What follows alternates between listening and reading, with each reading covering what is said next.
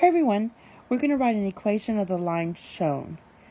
So basically, I first look, you can look for the slope first if you want, but I usually look for the y-intercept, which is 0, 0. That means your b equals 0. And then I find the slope. So you can take the points. What I usually do is just find these corner points. So I'm going up 1 to the right 1. So my slope is 1. So if you write this out, you can get y equals mx plus b. Plug in your y and your b, your slope in your b. So it's going to be 1x plus 0, which just means that's y equals x. That's your identity function. All right, so let's try the others. All right, so the first thing I'm going to do is look at my y-intercept. It's labeled for me. It's -1. So I'll just call that my b. So my y-intercept is -1. Now to get my slope, I find, here, erase this, the corners here. In this one, you have to find corners where this line's hitting. Oh, it's hitting right here. So if I go up, I'm going to go up, rise, up 2, and run. That's your horizontal. It's a positive slope. So that's going to be rise over run, which equals 2.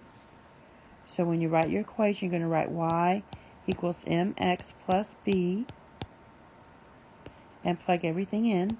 Y equals 2x minus 1.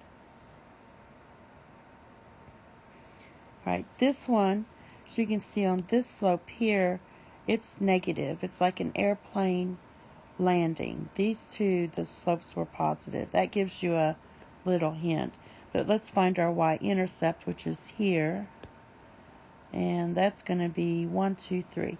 So our y-intercept is 0, 3. Or you could say b equals 3. And then find the slope. And I'm just going to take, I'm going to go up 1. So that's your rise. And then we're going to the left 2.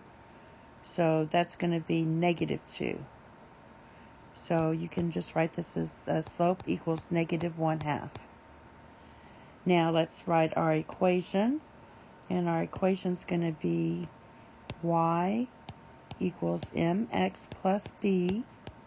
And fill in your slope. So replace m with -1/2. And replace your b with 3 through substitution. And that's your final answer. So if we just look at this real quick, our negative slopes are this one, and this one. Our positive slopes are this one, and this one. So let's go to number 11. My y-intercept is given. So that means my b equals 2. And my slope, it's positive because it's going up like an airplane taking off. So I'm going to count up here. Rise. It's going up 1, 2. So your slope's going to be up 2. And then to the right, 1, 2, 3. So the slope is 2/3. Write your equation. Y equals mx plus b. We're going to substitute our slope and our y-intercept. And that is your equation. And it was a positive slope. Okay, the next one is this one. The y-intercept here is given right here. So that means my b is -1. And we already know, you should know just by looking that the slope is negative. So when the slope is negative, and we can count, I'm going to do my rise You can either, it doesn't all go down this way. So you could going down 1. So that's negative 1. And then to the right, 1, 2, 3, 4, 5. Or you could have gone up 1 to the left 5. But the bottom line is it's negative 1/5. Write your equation, y equals mx plus b, and substitute. Replace m with negative 1/5, and replace b with negative 1. That's a 5. And that's your final answer. And the last one is also a negative slope. If that airplane was landing, it would crash. This one we're going to have to find the y-intercept. So it's crossing right there on the y-axis. That point is 0, 2. That means my y-intercept is 2.